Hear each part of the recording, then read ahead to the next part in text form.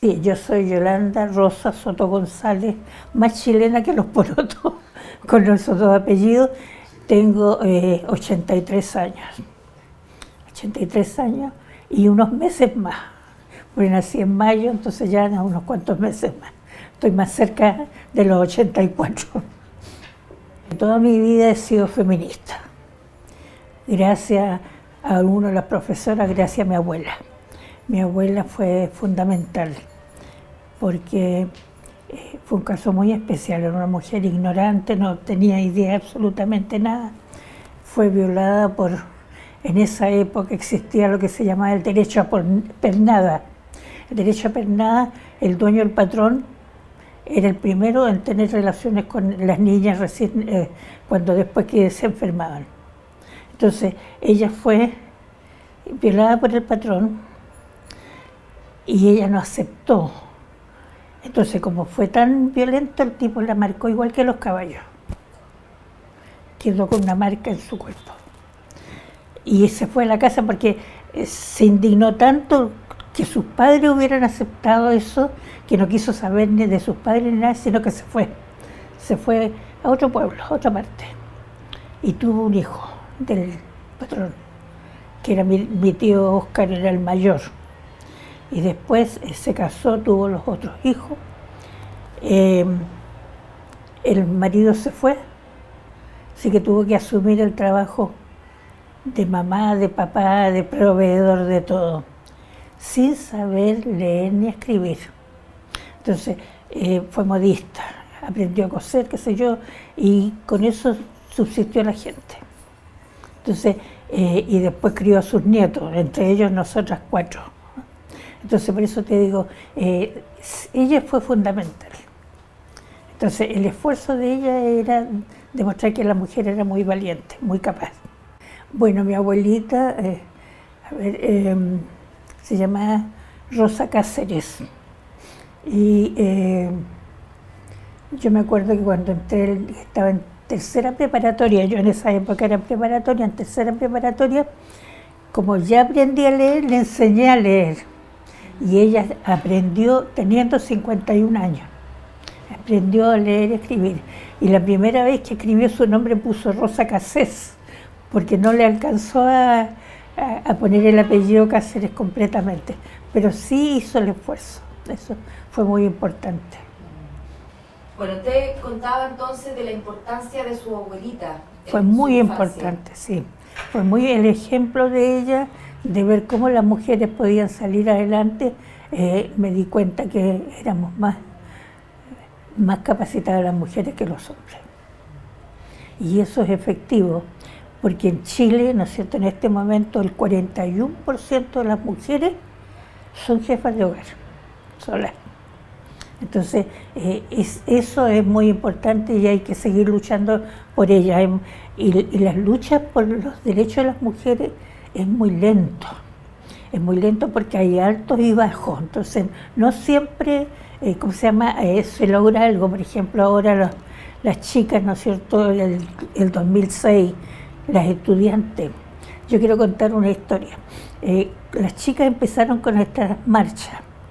Y a mí me tocó ir a dar una charla de género en la Universidad de Santa María.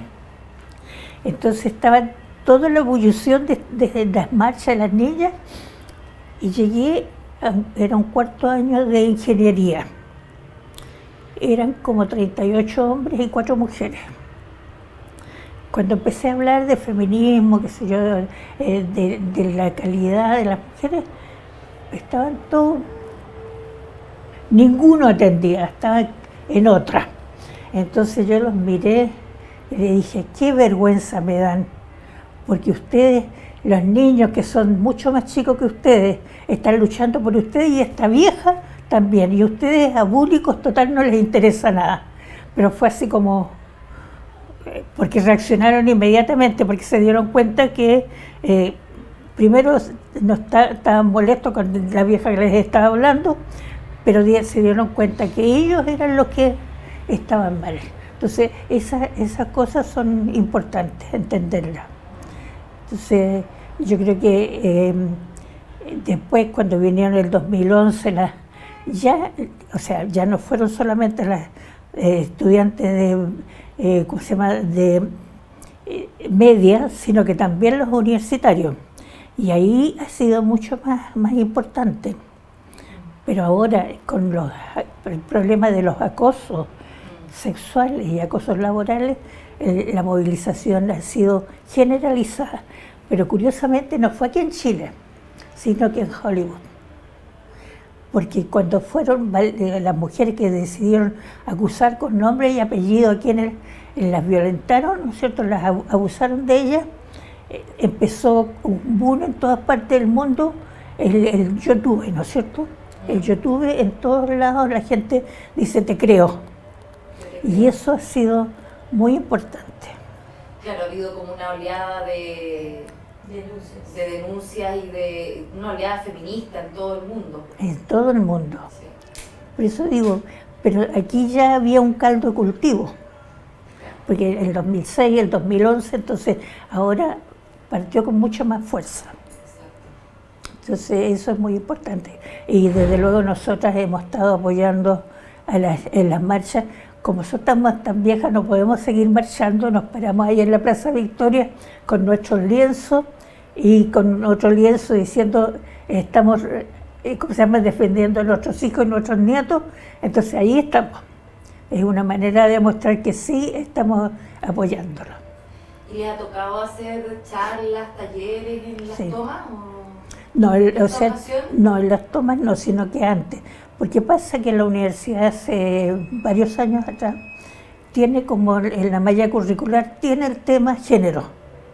Entonces, no, como el MENCHE es una organización tan antigua, entonces nos piden que vayamos a hacerles clase a las niñas sobre género. Así que hemos ido a la Santo Tomás, a la Andrés Bello, a la Valparaíso, a la de Playa Ancha. O sea, esa es la tarea que nos piden que hagamos, y esas son clases que le hacemos con mucho amor, pero sin que haya remuneración, desde luego, sino que es por la lucha que tenemos. Por el compromiso. Sí. Volviendo un poco al tema como de su infancia y de todo lo que la marcó cuando estaba Bueno, con su abuelita. yo contaba que, a ver, mi profesora de preparatoria, de cuarta preparatoria hasta sexto, se llamaba María Elena Labarca de Caballero. Era hermana de Labarca, que fue el reformador de la educación en Chile. Y él estaba casado con Amanda Pinto de Labarca, porque todo el mundo habla de Amanda Labarca, porque en esa época las mujeres perdían el apellido de su familia, sino que se les decía el apellido del marido. Entonces, Amanda Labarca, que todo el mundo la conoce así, era Amanda Pinto de Labarca. Entonces era cuñada con mi profesora. Y lógicamente ellas salieron adelante mucho más avanzado que el resto de los profesores. Incluso en el liceo, yo estaba en el Liceo de Valparaíso, liceo de niñas, las otras profesoras decían que era loca, mi profesora, porque ella no nos hacía clase. Ella nos daba tarea de investigar de qué es lo que teníamos que activar, a dónde, por ejemplo, a un consulado de otro país, la historia de ese país. Y las alumnas teníamos que dar la clase. Ella se quedaba atrás, iba viendo si había algún error, lo rectificaba. Pero sí nos obligó a tener, o sea, pararnos a frente, hablar con la gente, sentirnos capacitadas, porque antes en el liceo, ¿no es cierto?, tú te sentabas en la sala de clase, te dictaban y tenías que anotar y después como papagayo recibir y decir lo mismo. Pero aquí no, porque tenías que razonar, pensar para hacer. Entonces eso era muy importante. Entonces, esta profesora la marcó mucho. ¿Dónde estudió usted? Por eso, en el Liceo 2 de Niñas. Ah, perfecto. Claro, estábamos internas, sí, en las Teresianas. La Teresiana era una organización religiosa sin hábitos. Entonces, que tenían en Santiago la escuela normal. Entonces estuvimos internas porque nosotros somos 4 hermanas. Entonces, como mi mamá se fue, no supimos más de ella, entonces mi papá nos puso interna y después nos llevó mi abuelita. Ese fue el trayecto. Luego que salió del colegio, ¿cómo prosiguió sus estudios? Bueno, yo salí, primero formé parte de la FECEVAL, que era la Federación de Estudiantes de Valparaíso. Eran todos los liceos, el Eduardo Labarra, el 2, el 4, el 1 de niñas, qué sé yo, todos los liceos era la FECEVAL. Yo fui secretaria de la FECEVAL y presidente fue Gustavo Oye, que después fue un periodista. Entonces nosotros estuvimos en algunos congresos de estudiantes, en La Serena, en distintas partes, también luchando por la educación. Entonces eso fue. Y cuando salí de sexto Humanidades, di el bachillerato y entré a la Universidad de Chile en esa época a estudiar teatro. Y estuve casi el año. Y después me pidieron el carnet. Y resulta que yo, hasta esa época, era Digna Rosa Soto González. Pero cuando me pidieron el carnet era Yolanda Rosa Soto González. Por lo tanto, soy analfabeta para la educación. Tuve que dejar de estudiar en la Universidad de Chile porque era otra persona. No tenía los antecedentes que estudié Humanidades. Entonces, por eso digo soy analfabeta, porque físicamente no tengo ningún documento que diga que estudié en el liceo, porque era otra persona, era Digna, no era Yolanda. Eso, ¿cómo se llama? Es una cosa curiosa. Mi hermana me decía, no te preocupes, porque cuando me reciba de abogado te voy a cambiar. Pero ya a esas alturas no valía la pena. O sea, fue como un error del registro civil. Claro, porque ¿para qué estar cambiando ya si en ese momento yo ya estaba trabajando? Era experta en belleza. ¿Qué recuerdos tiene de sus hermanos, de su familia, de cuando se crió? Es decir, yo fui la única analfabeta, porque mi hermana mayor, abogado, mi hermana que falleció, Yani, médico, y mi hermana menor, abogado. Entonces por eso yo fui la única sin educación aparentemente. ¿Y qué recuerdos tiene con la crianza, con su abuela, con su hermana? Bueno, en este momento están mis 2 hermanas nomás con las que me contacto.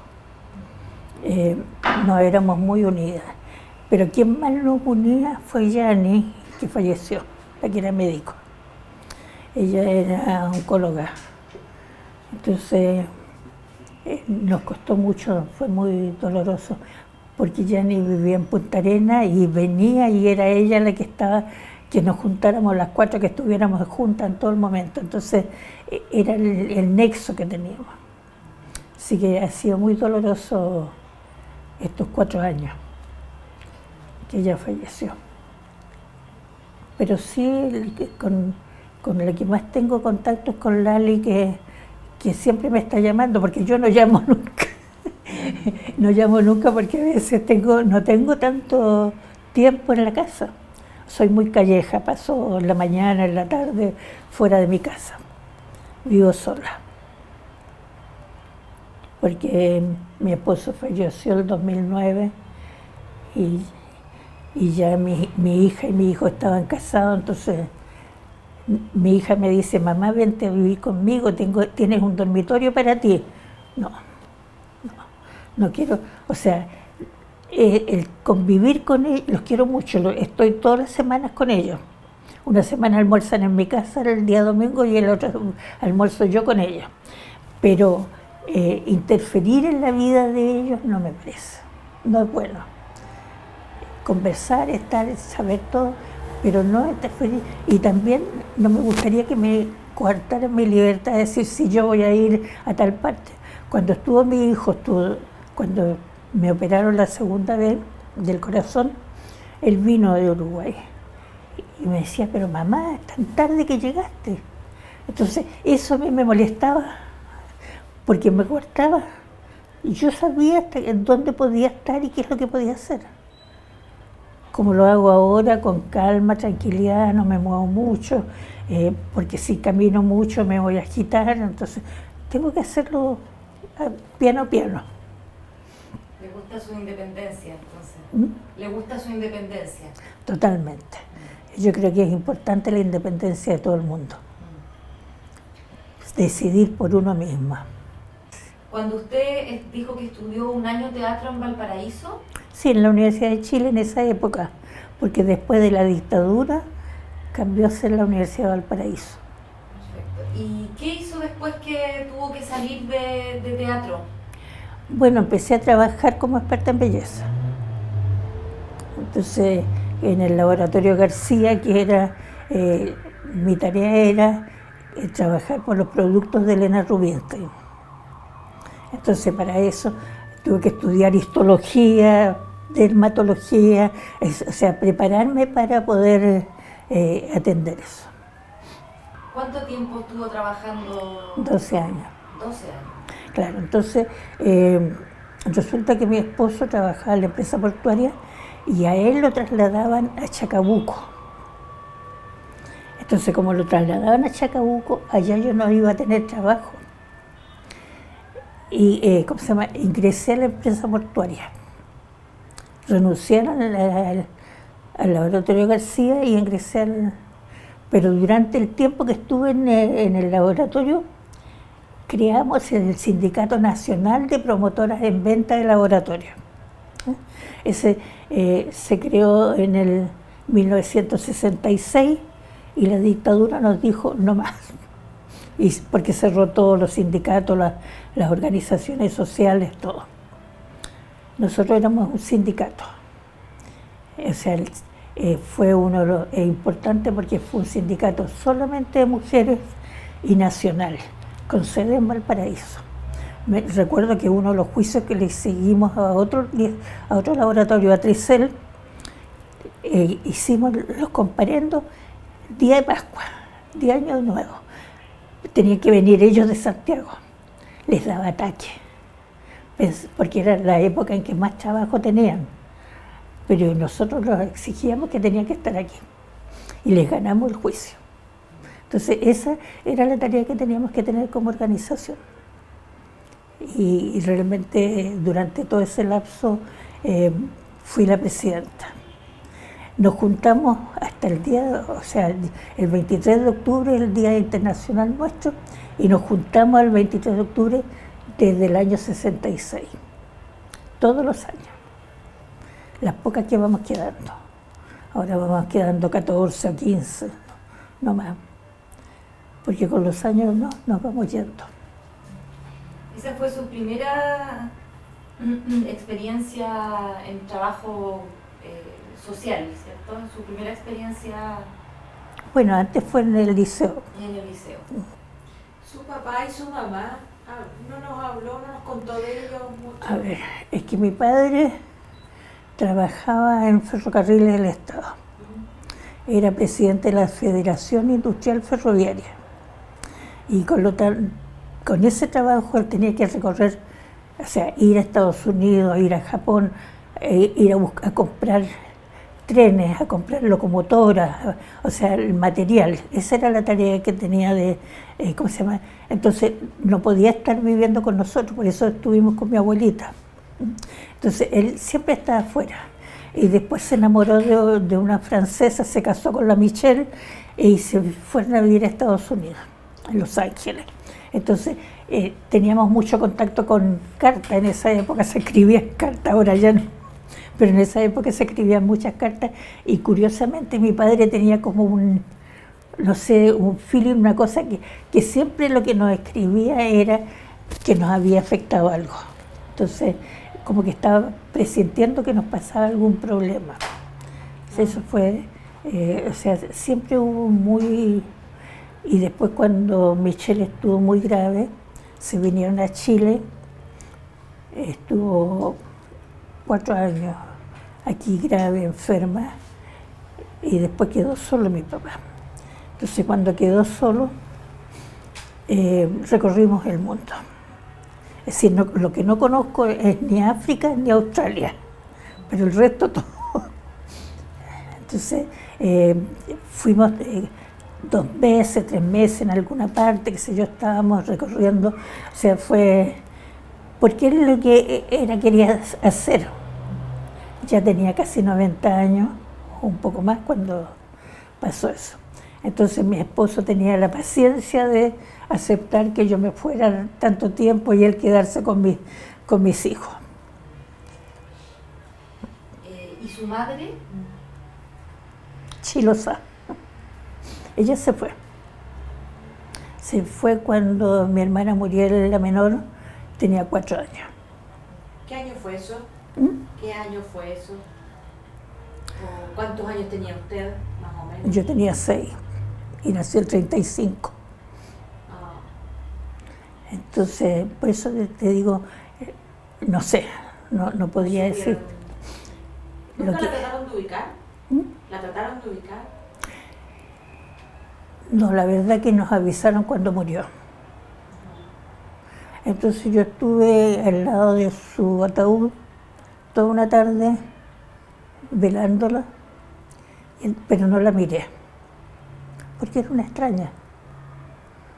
Me iba a quedar con la mirada de una persona extraña que no conocía, pero sí sabía que era mi madre y estuve al lado, pero físicamente no me interesaba. O sea, lo que me interesaba, la pena era que se hubiera muerto. Entonces, por eso no hubo una relación con ella. Eso fue duro. Y lo más grave fue que mi hermana mayor tenía que hablar en el cementerio Santiné, donde estaba Allende enterrado, que era el 11 de septiembre. Entonces Lali fue allá. Es decir, nosotros le dijimos que fuera, porque nosotros nos hacíamos cargo del funeral de todo, pero que ella fuera, no podía eludir en esa época una cosa tan importante que era estar conmemorando los 11 de septiembre. No celebrando, conmemorando, porque era una tragedia. Entonces Lali fue, y fue muy crítica, porque todos decían que ella abandonó a la madre, y la historia fue al revés. No fue así. Entonces, pero bueno, son cosas que siguen pasando. Sí, porque mi hermana fue diputada, fue senadora y después diputada. Senadora por la Quinta Región y diputada después, porque fue 4 años senadora, porque era, como son 8 años, pero se van turnando, en una región sí y otra no, entonces le toca 4 años. Y después se postuló a diputada porque era muy intenso el ser senadora, estar recorriendo toda la región. Entonces ahí estuvo como 16 años. Cuando se enfermó su marido ya no se postuló más. Señora Yolanda, y usted nos contó que se casó, tuvo 2 hijos, pero ¿cómo conoció a su marido? ¿Cuándo se casó? Fue una cosa muy curiosa. Yo vivía en la Avenida Alemania. Mi esposo era el cajero del negocio de su hermana. Trabajaba toda la familia en una rosticería, ahí en la plazuela de Ecuador. Yo no lo conocía ni lo miré nunca. Entonces, nosotros tomábamos la micro ahí. Y un día llegó un chico joven y me dice, le traigo una carta. Yo la recibí, la guardé y llegué a mi casa. Entonces, que quería conocerme, que estaba enamorado de mí. A mí me dio ataque de risa, porque no tenía idea quién era. Y después, ¿cómo se llama? Este chico que era médico, Jorge, era el sobrino de él, insistió en que yo fuera a conocer a su tío. ¿Cómo se llama? Y lo conocí y fue, es decir, yo me tenía que ir a Estados Unidos con mi papá, porque él ya no estaba en contacto acá, entonces quería que nos fuéramos con Muriel, porque la Lali ya estaba casada y la Yani estaba en Alemania casada, entonces que nos fuéramos la Muriel y yo. Entonces yo no quería irme a Estados Unidos. En vista de eso me casé 2 semanas después, sin conocerlo, sin nada. Después sí, realmente era un tipo muy importante, muy bueno. A mí me causaba mucha gracia porque, o sea, nunca se opuso a lo que yo hiciera. Él me decía todas las mañanas, Lulita, ¿qué chuchoqueo tienes hoy día? Porque siempre aceptaba todo lo que yo fuera a hacer. Para él era normal porque me conoció en una actividad, por lo tanto era normal que yo saliera, que estuviera en una parte en otra. Fue en ese aspecto, respetó mis decisiones. ¿Y a qué edad se casó? ¿Joven? No tanto. 23 años, una cosa así. ¿Y el primer hijo? 6 años después. 6 años. Claro, después de 6 años fui mamá. Me costó mucho. O sea, para mí fue difícil porque se me tuvo que hacer tratamiento, porque a los 16 años me operaron de apendicitis, que se declaró peritonitis, me tuvieron que extirpar un ovario, qué sé yo, entonces fue muy complicado. Pero igual lucho por el derecho al aborto a la mujer. Aunque, ¿cómo se llama? Para mí nunca existió eso, pero me parece que, ¿por qué me voy a oponer a que otra mujer salve su vida? Entonces, eso es un tema que cuesta. Que hasta el día de hoy siguen creando, por ejemplo, por el famoso protocolo, no quieren, o sea, hasta aquí todavía la ley no se puede aplicar. Solamente ha habido 5 abortos, porque los otros han sido clandestinos. La ley de aborto 3 causales. Claro. Claro, entonces que las chicas ahora piden gratuito y universal va a costar muchos años. Pero debe ser, porque cada mujer tiene que decidir por su cuerpo. ¿Por qué los hombres van a decidir por ella? No me digas que el otro día en la conferencia 8 hombres diciendo lo que tenía que hacer la maternidad, la leche materna. Si ellos nunca han tenido, ¿cómo se llama?, han amamantado ninguna guagua, porque no tienen seno, no tienen leche. ¿Y con qué derecho ellos deciden lo que tiene que hacer una mujer? A mí me parece totalmente absurdo.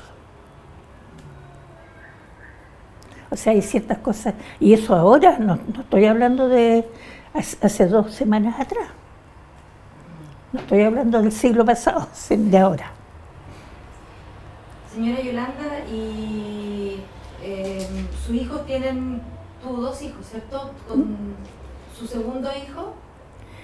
Mi hija. Su hija. Por eso digo, tengo un hijo único y una hija única. Bueno, mi hija es ingeniero comercial, trabaja en la empresa, en el Ministerio de la Vivienda aquí en Valparaíso. Entonces ella está a cargo de lo que se llaman las EGIS. Las EGIS son las empresas constructoras, para fiscalizar lo que se está haciendo. Esa es la tarea. Y tiene 4 hijos. Tiene una hija y una mayor y menor, y los 2 hombres son del medio. Javiera, Lucas, Mateo, Sofía. ¿Y cómo vivió usted la maternidad? Feliz. ¿Feliz? Feliz. Pero sufrí mucho con Javiera, con Jimena, porque Jimena tenía asma y estuvo en 3 ocasiones en estado de coma. Entonces eso sí fue tremendo, porque yo tenía que, cuando estaba así, partir con ella como fuera a la asistencia pública y que la hospitalizaran. Porque existía, como vivíamos en Viña, en el Frique, existía la asistencia pública infantil. Está la otra, o sea, las dos. Entonces, siempre ya me conocían porque aparecía con Jimena y es tanto que al final yo decía, tienen que ponerle esto y esto otro, porque ya sabía cómo podía salvarla. Entonces, fue muy duro ella. Con mi hijo no, porque fue normal totalmente, nunca tuvo problemas de salud. Así que eso todo. Bueno, y mi hijo tiene 3 hijas y un hijo, y los 2 chiquititos postizos. ¿Y cómo enfrenta usted el momento en que ellos se van de la casa y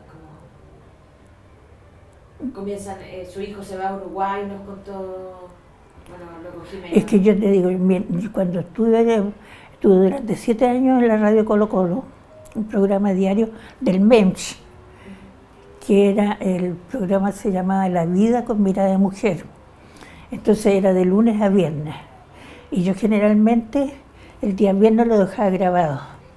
Y me iba el jueves en la tarde a Uruguay y el lunes en la mañana llegaba para estar. Entonces ese era o sea, fue porque curiosamente en avión me salía más barato que ir en bus. Y en bus eran 26 horas y en avión 2 horas y media. Entonces no, salía realmente económico porque me salía $146. No alcanzan a ser 100.000 pesos. Poder ir a estar con ellos allá. No, o sea, yo viví también el crecimiento de mis nietos.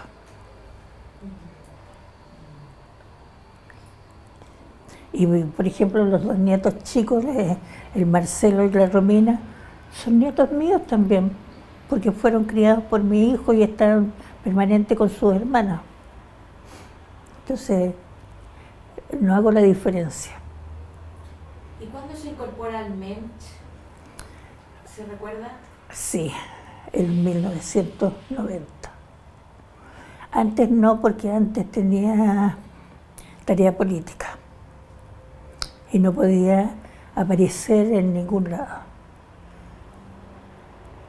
No podía estar, o sea, ser pública, porque en el mes hacíamos marchas, se hacían muchas cosas. Yo sabía lo que estaba pasando justamente porque la presidenta de ese momento, que era Malfa Santana Ruiz, ella siempre estábamos en contacto. Pero yo no podía aparecer en ningún lado. ¿Pero era por esto del Porque yo tenía... sindicato? No, era porque en ese momento era la dictadura. Mi tarea era tipear un diario clandestino que llegaba a todo Chile. Era el diario Unidad y Lucha. Entonces no podía ser visible, o sea, cuando mis hijos estaban en el colegio, en la mañana yo me dedicaba a tipear y a programar el diario. Entonces no podía, ¿cómo se llama?, dejar. Es más, en 3 ocasiones quemaron las imprentas donde se editaba. Una en Quilpué y 2 en Santiago. Entonces yo no podía exponer, era una tarea difícil. ¿Militaba en El Partido Socialista. En el Partido Socialista. ¿Y cuándo se inscribió? yo en el Partido Socialista. Ajá. Cuando allanaron la casa, yo tenía 4 años. Ya. La casa nuestra en San Bernardo. Y mi papá nos llevó al Comité Central del Partido Socialista y vivimos ahí. Así que yo te digo, el Chicho, el Cheto, que sea la Carmen Lazo, a todos los conocí. La Hilda Rodríguez me tomaba en brazos mientras estaban en reuniones ellos, ¿te fijas? Entonces era algo ya natural. Así que nunca he dejado de hacerlo. O sea, ¿usted vivía primero en Santiago? Vivíamos en San Bernardo. Allanaron, como mi papá era dirigente de los ferrocarriles, allanaron la casa y los vecinos nos sacaron por los patios. Y teníamos una perrita, a la perrita la mataron y destrozaron la casa entera. Entonces por eso nos llevaron y nos fuimos a vivir al Comité Central del Partido Socialista. ¿Y cuánto tiempo estuvieron ahí? Mientras, ¿cómo se llama? Mi tía Berta, que vivía en Santiago, arrendó una casa para que nos fuéramos con ella, y después nos vinimos donde mi abuelita. ¿La abuelita estaba acá? Aquí, en Valparaíso. Siempre porteña. En la avenida Francia, sí. ¿Y cómo fue ese proceso en dictadura? Difícil. Difícil, porque yo trabajé en esa época en la empresa portuaria, trabajaba en la Contraloría Interna, estaba a cargo de la Secretaría, y el día 24, o sea, el 11 de septiembre fue el golpe, tuve que irme a pie, oscuro en Valparaíso, no había luz, no había nada, a pie hasta el Recreo donde yo vivía, totalmente oscuro, porque se nos llegó la información que el día 12 de septiembre había un golpe de Estado. Pero se adelantó, parece fue un día antes, entonces nosotras sacamos todo el material ¿cómo se llama?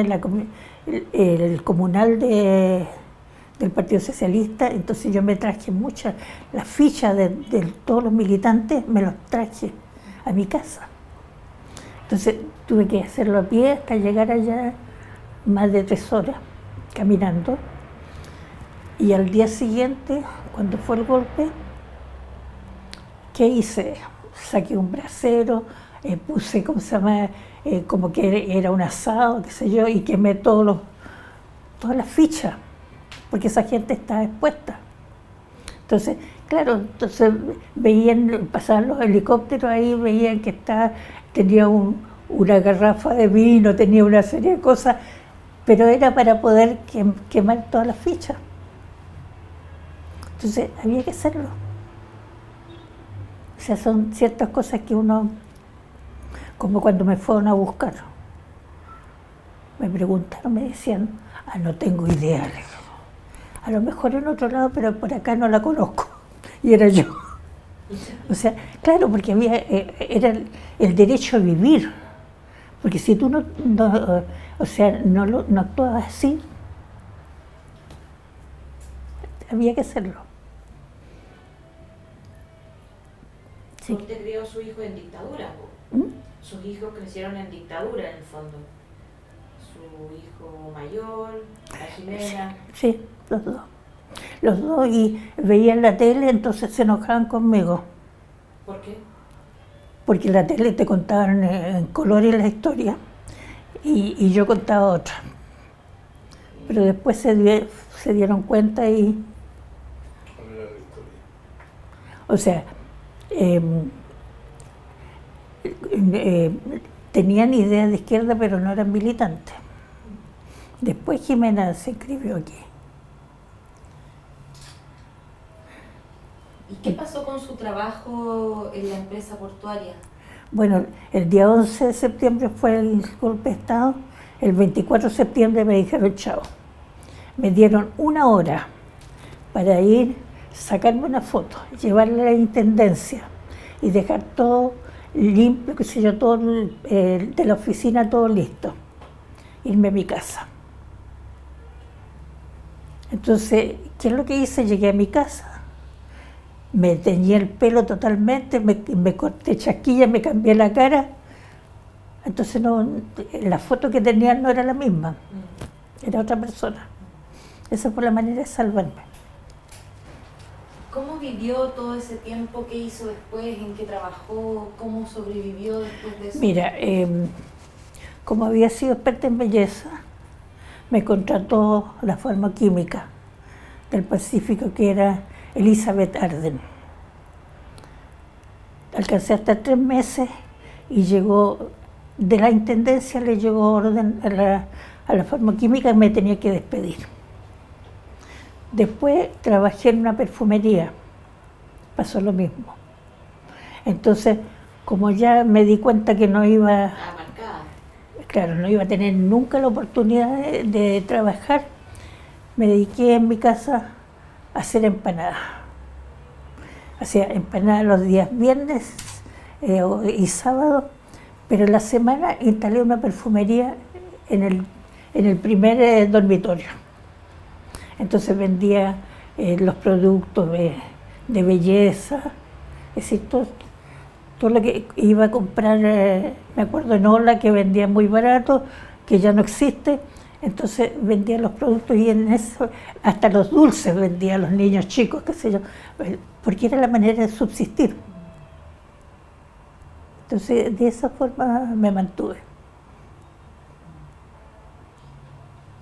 Es curioso porque me acuerdo de una entrevista en Talca de una dirigente de la CADAF y a ella le pasó lo mismo.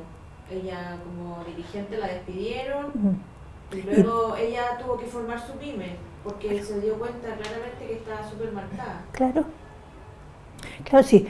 Cuando me fueron a buscar en un camión, yo dije que no la conocía.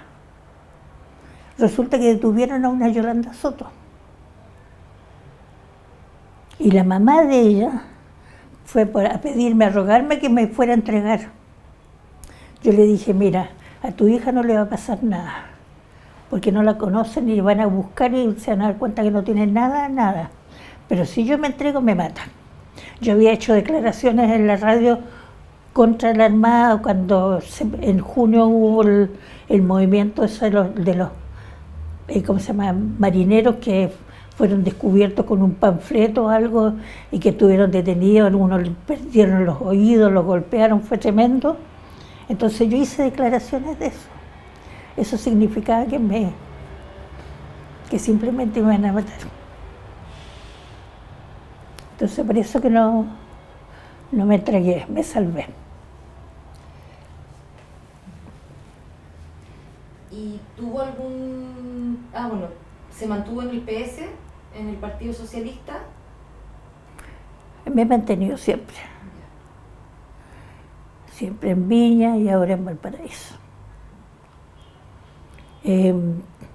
Ahora, sí no pertenezco a ningún lote. ¿Cómo eso? ¿Mm? ¿Cómo es eso?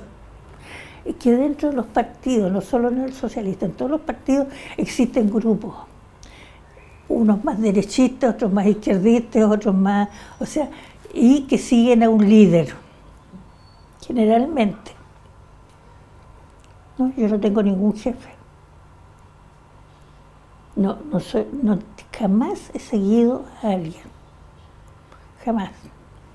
Porque me parece que, o sea, la ideología es mía.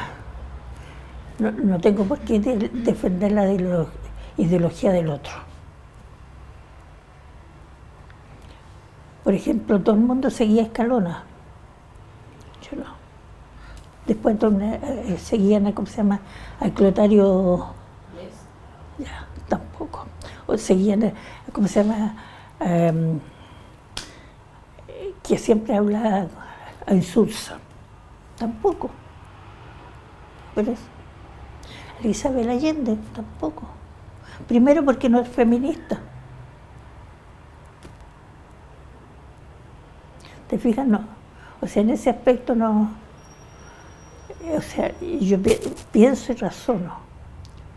Entonces, según eso, actúo. Pero no dependo de lo que piensan otros. Señora Yolanda, ¿y cómo fue convirtiéndose en feminista o asumiendo que era feminista? Bueno, justamente por mi profesora, ¿no es cierto?, doña María Elena Labarca, y la inspectora general que había en el Liceo 2, doña Marta Vergara. Doña Marta Vergara era prima de Marta Vergara, periodista, que fue una de las fundadoras del MEMS. Por lo tanto, había una... conversaba mucho con ella me autorizaba para que yo saliera a las reuniones de la FECEBAL, o sea, siempre hubo una muy buena relación. Entonces, ahí tú te empiezas a dar cuenta del trabajo que hacía esta organización, por eso que siempre fui feminista. Y con mi abuelita. Entonces, ha sido todo un escalafón que se ha ido siguiendo, ¿te fijas? Eso es. ¿Y cuándo empieza su militancia propiamente feminista? Es 1990, cuando pude, dejar de participar como socialista. Pero allí en la puerta quedan las tendencias políticas. Aquí entra el feminismo. O sea, porque aquí llega gente, hay socialistas, comunistas, hay demócratas cristianos, no nos interesa, es el trabajo del feminismo. Y dentro del feminismo hay diferencias, hay 11 diferencias. Existe, ¿no es cierto?, la idea nuestra de igualdad de oportunidades entre hombres y mujeres, sentirnos y respetarnos entre todos, y hasta las más, etapas de los trans, de los travestis, todo son 11 diferencias. Se respetan, pero no, nosotros trabajamos con gays, pero respetándolos a ellos, pero no que ellos interfieran. Que dio frío, por no tomar el tecito. ¿Y cuál es su concepto de feminismo, señora Yolanda? Bueno, justamente es el que haya una igualdad de condiciones, igualdad, el respeto entre el uno y el otro. Eso es fundamental, porque existe el feminismo que es una ideología, como el machismo es otra ideología. Entonces nosotros estamos por, la masculinidad, que es distinto al machismo. La masculinidad es la que representa así como el feminismo, pero el machismo es una aberración. Por eso hay tantos femicidios. Tremendo. Llevamos 41 femicidios ahora. Es mucho.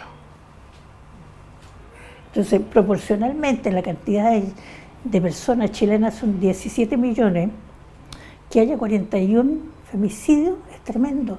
Estamos casi cerca de Honduras. Honduras también es uno de los países que tiene mayor cantidad de femicidios. México. Pero nosotros estamos entre Honduras y Chile. Bien. Proporcionalmente a la cantidad de población que hay. Porque en México, solamente en la Ciudad de México hay 20 millones. La pura ciudad. Entonces... Señora Yolanda, ¿qué temas trabajan en relación a los derechos de las mujeres acá en el MEMS? Bueno, nosotros en este momento estamos, contra la violencia hacia la mujer. Porque cuando se presentó el proyecto era violencia contra la mujer, pero en el Congreso le pusieron violencia intrafamiliar, que es muy distinto. Volvimos a insistir y se hizo una reforma en esa ley, pero siguió siendo intrafamiliar y se le puso mayores delitos, el delito mayor, más grave, pero sigue siendo igual. No, porque el intrafamiliar es cierto, abarca y es bueno para otros, pero es que la violencia hacia la mujer es mucho más tremenda que la violencia hacia los niños, que la violencia al adulto mayor. Entonces, la mujer es ¿Por qué? Porque la mayoría de los hombres piensan que la mujer es un objeto, es su propiedad, o sea, no es persona. Y eso es lo terrible. Entonces lo que nosotros queremos es que haya un respeto unos a otros, así como pasa también, hay casos, no todos, pero hay casos en que justamente la mujer es más violenta contra el hombre. Ha pasado. Que aprovecha y usa a los hijos contra el hombre. Y eso es malo. Nosotros queremos que haya igualdad, que se respeten unos a otros, que tengamos la misma igualdad de sueldo a hombres y mujeres según el mismo trabajo, la misma profesión.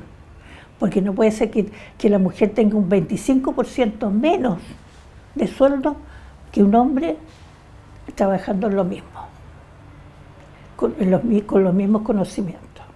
Entonces eso es un tema importante. Entonces eso es lo que en este momento que estamos, así como lo hicimos por el femicidio, que realmente fue increíble, porque esa ley, cuando la presentamos, eran 9 diputados, eran 2 mujeres de Santiago y 2 de aquí de Valparaíso, entre ellas Nancy Aguilera y yo.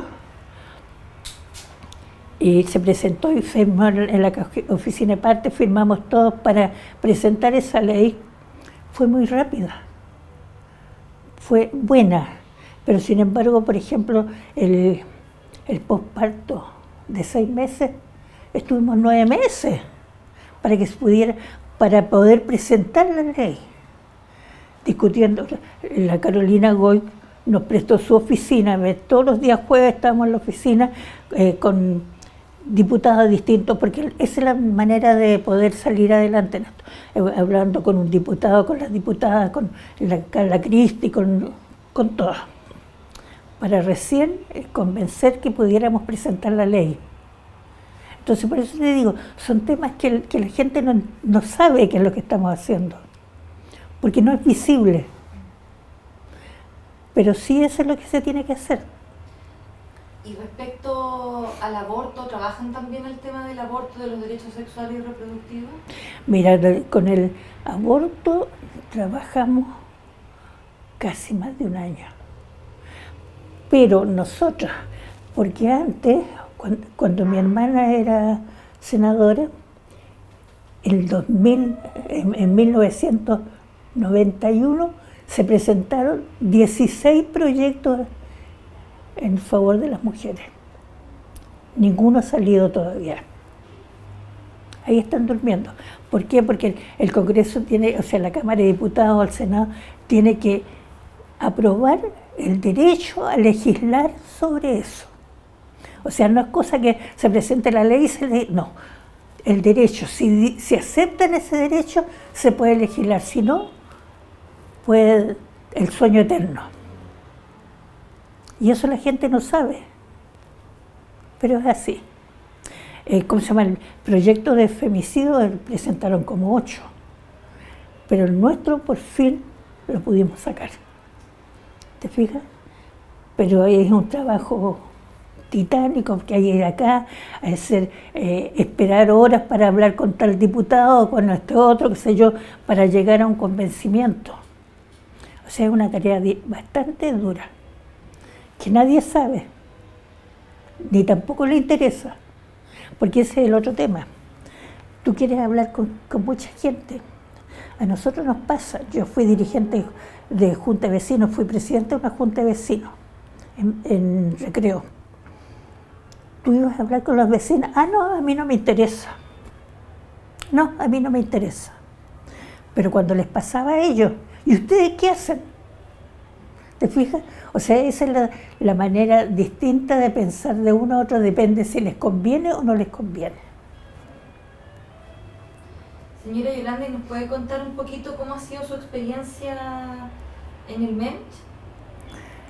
Mira, bueno, aquí, gracias tenemos este departamento que es nuestro. Nos costó 10 años luchar para poder conseguirlo a través de bienes nacionales. Entonces cuando terminamos esta tarea de los 10 años, yo dije, hasta aquí llego, que sea otra persona la presidenta. Pero antes hubo, desde que se recuperó, ¿no es cierto?, la organización como Menche, el 83, estuvo, la primera presidenta fue Marta Díaz Millán. Marta Díaz Millán trabajó, pero de una forma increíble, con muchas mujeres, y se logró, se hizo como una especie de coordinadora con las mujeres de todo tipo. O sea, mujeres, las que iban a trabajar con los sindicatos, las que iban a trabajar en política, las que iban a... O sea, se hizo todo un trabajo de todo el aspecto. Fue un trabajo increíble el que hizo Marta Díaz. Después de eso estuvo Joana Botay Mardones, que fue más lento, se quedó como estancada. Y después asumió Malfa Santana Ruiz, que también hizo un trabajo muy importante, muy importante. Fue en un momento que, como había decaído tanto el MENCH, había muy poca gente, ella logró que hiciéramos clases. Yo me acuerdo que enseñé a hacer falda, enseñamos a tejer, para captar gente y de ahí empezar a conversar y tratar de venir. Esa fue la manera, el trabajo que hizo la Malfa, que fue muy importante, porque se logró tener mucha mayor cantidad de gente. El trabajo que hice yo fue como continuar, nada más. Cuando pensé que ya era mucho 10 años, porque cuando tú te pones en un cargo demasiado tiempo pasas a ser dictador, y eso no es bueno. O sea, se tiene que ir alternando las personas. Entonces, aproveché la circunstancia de irme a Europa con mi papá y no me presenté en la misma época para que quedara otra persona presidenta. Entonces, Ana Morellamet, que fue la presidenta, estuvo 8 años, pero tuvo problemas con otra socia y renunció al MENCH. Entonces ahí me volvieron a elegir y desgraciadamente aquí estoy, esperando, porque yo creo que con 83 años ya es bastante tiempo. Pero sí pertenezco a otras organizaciones de mujeres, porque nosotros tenemos muchos nexos. Por ejemplo, nosotros participamos con la Ley de Violencia hacia la Mujer, que es un grupo un grupo muy especial, porque uno se llama Las Sueltas y la otra son las Guachas. O sea, las sueltas son profesionales, son mujeres profesionales que no tienen una organización detrás, o sea, se representan a sí mismas, por eso son las sueltas, no tienen gente detrás de ellas. Y las Guachas es un grupo también de, más bien, chicas universitarias. Están las choras del puerto. También, o sea, tú te empiezas a encontrar con gente con que nos conectamos, con el FAMI, que son el Frente Amplio Mujeres de Izquierda, con Mujeres por sus Derechos de Viña, o sea, con las mujeres portuarias. O sea, tú te tienes que ir interconectando con la gente. Porque si quieres presentar algo, por ejemplo, las luchas que hay que tener el contacto con la gente. Y eso es contacto de bases, en el fondo, con las bases que finalmente nutren el movimiento. Claro, por ejemplo, tenemos muchas de las mujeres que trabajaron en la Casa de la Mujer. La Casa de la Mujer fue una organización muy importante porque logró unir a distintas mujeres. Es decir, por ejemplo, Liliana Vidal, que es la directora de la radio Placeres. Liliana ha hecho un trabajo, y ella era la secretaria de la Casa de la Mujer. La Paula Quintana, ¿no es cierto?, que es socióloga, que escribió un libro de la Casa de la Mujer, fue ministra de Desarrollo Social, o sea, después fue concejala, o sea, es gente muy importante que ha estado participando y muy valiosa. ¿Te fijas? Entonces eso, ¿cómo se llama? La Carola Ibacache, y tú empiezas a ver la Camila Maturana, que ahora es la abogada de Humana, también ella estuvo en la Casa de la Mujer, o sea, tú te empiezas a dar cuenta que toda esta gente valiosa es importante. Han hecho un trabajo muy lindo. Bueno, nosotros este año estamos tenemos que cambiar directiva. Espero ahora en octubre que se cambie la directiva con otras mujeres. Espero que así sea, porque es bueno el recambio. Y, ¿cómo se llama? Y por lo menos nosotras hemos hecho un trabajo, como te decía, por ejemplo, el 2002, cuando estuvimos en Guadalajara, en el 9º Congreso Globalización de la Mujer, que éramos 1.800 mujeres. Fue una cosa tan impresionante, porque nos enteramos de las 300 mujeres asesinadas en Juárez. Entonces hicimos una marcha. Piensa que en una ciudad, 1.800 mujeres vestidas de negro recorriendo la ciudad. Fue impresionante, impresionante. Estuvimos 3 días en ese Congreso de Globalización. Entonces fue un trabajo intenso, pero valía la pena. Haciendo como un recorrido por su historia sindical o organizacional, primero fue dirigente en un liceo, ¿cierto? En su liceo, el 2. Después pasó a ser dirigente en la portuaria. También, bueno, ahí fue cuando ya se produce la dictadura y el golpe, etc. Y luego... Fui presidenta de Junta de Vecinos. Fue presidenta de Junta de Vecinos en Recreo. Claro, la Villa Perú. Ya, no sé si me salto algo dentro de la historia en ese... Como 7 años. Ah, ya. Y 7 años presidenta de la Junta de Vecinos. Y luego... fui dirigente de la Unión, es decir, la agrupación comunal de juntas de vecinos en Nueva Aurora Arriba, que pudimos trabajar junto con ¿cómo se llama? El CEFAN de Nueva Aurora, logramos que se hiciera el SAPU. O sea, eso fue una tarea. El presidente era Carlos Recabarren, que luchó mucho, pero estuvimos ahí con la Blanquita Contreras, con todo lo que estamos, un trabajo intenso para lograr, ¿no es cierto?, los fondos para que se hiciera el SAPU. O sea, fue un trabajo en beneficio de 52.000 personas que viven en Nueva Aurora. Entonces, representábamos a varias juntas de vecinos del sector. Entonces, fueron trabajos importantes, en beneficio de la gente, es decir, eso es lo importante, el bien común. Claro, es que a eso iba. Como siempre en cargos como dirigenciales, y me imagino que esto viene por su papá, que fue dirigente de la Federación Industrial. No sé si tiene algún recuerdo que haya marcado justamente este tema dirigencial que usted tiene tan...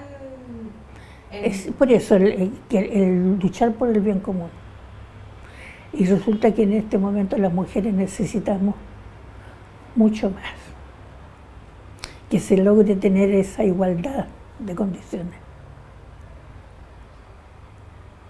Aunque dicen que los hombres tienen un lado del cerebro funcional y las mujeres los dos.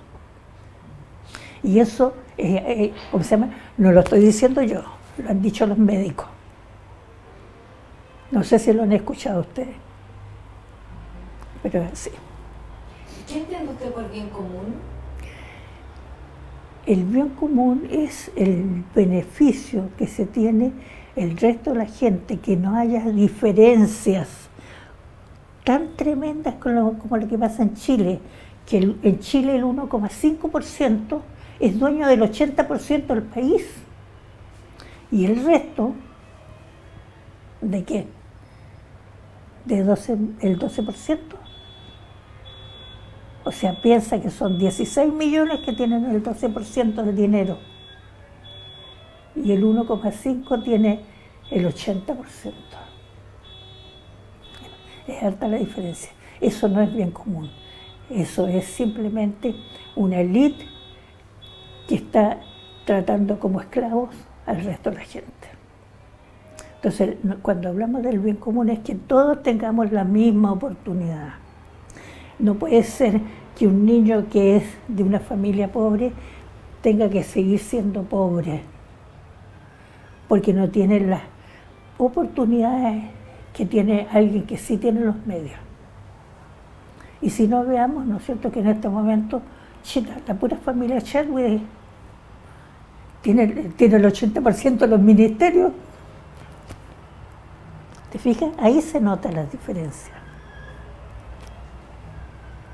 ¿Quién espera que sea elegida en este recambio de octubre en el MENCH?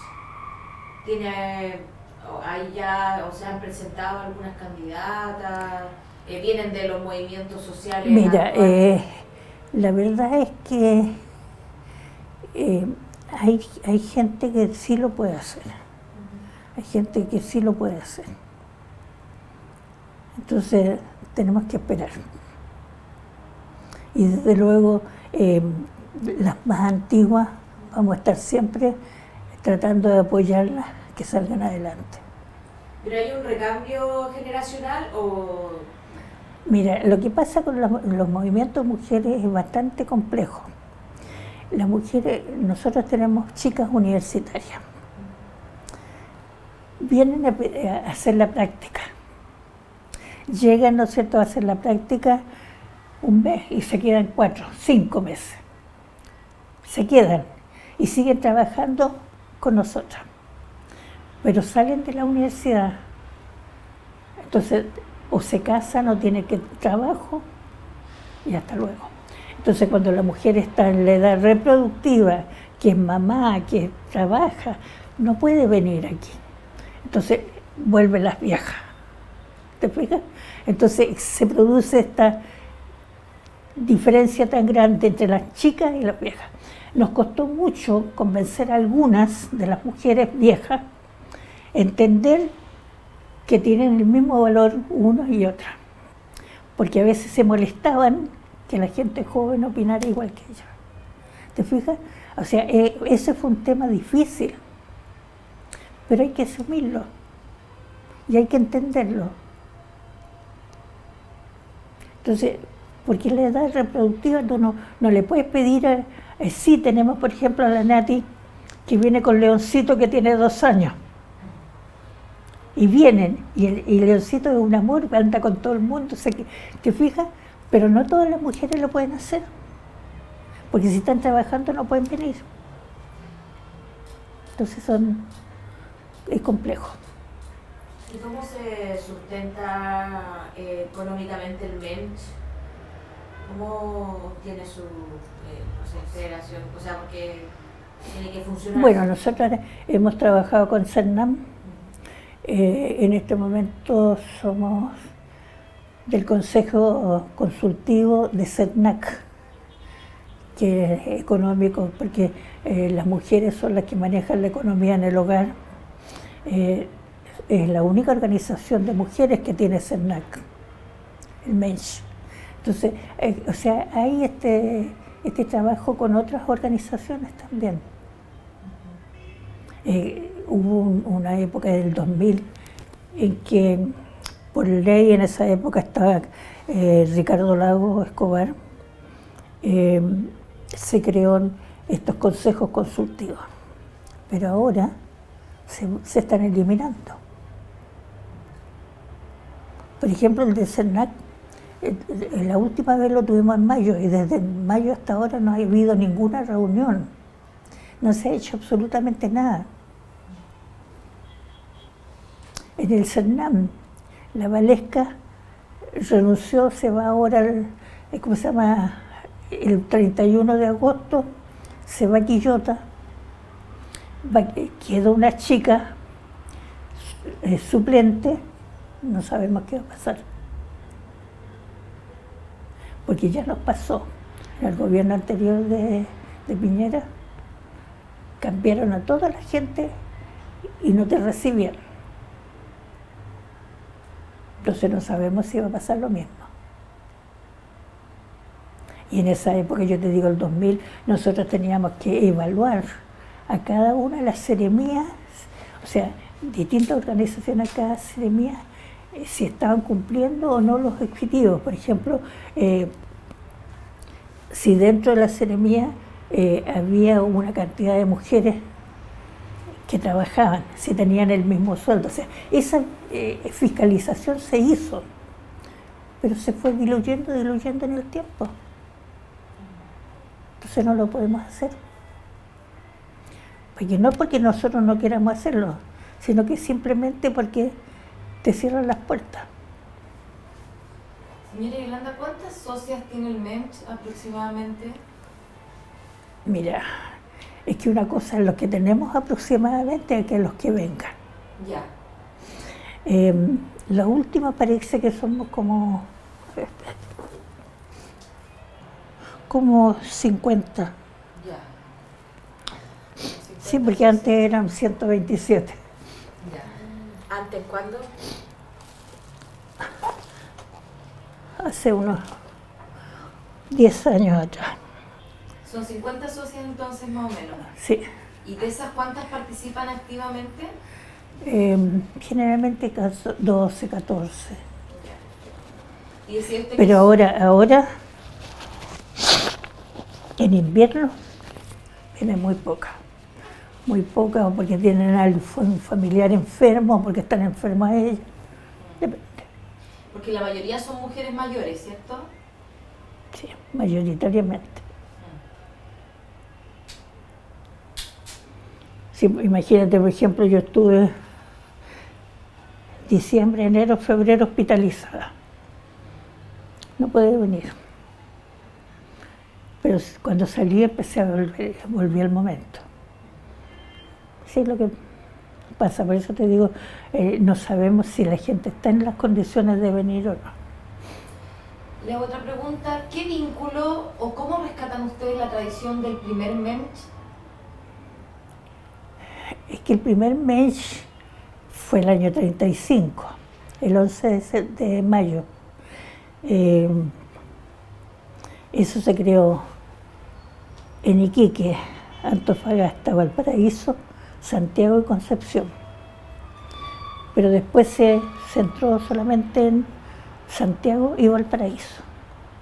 La diferencia está que en Valparaíso seguimos siendo una organización social sin fines de lucro. Dependemos de nosotras. El de Santiago, el MEMCH de Santiago es una ONG, que las ONG dependen de proyectos del exterior, de otros países. Entonces es distinto. Entonces nosotros tenemos que pagar nuestros gastos comunes, qué sé yo, todas las cosas con nuestro dinero. Así que tenemos que tener una cuota mensual, que son 1.000 pesos, y cuando se viene a la reunión tomamos 11 y también se paga la 11. Esa es la manera de captar el dinero para mantenernos al día, sin deuda, sin nada. De esa manera se financian. Sí.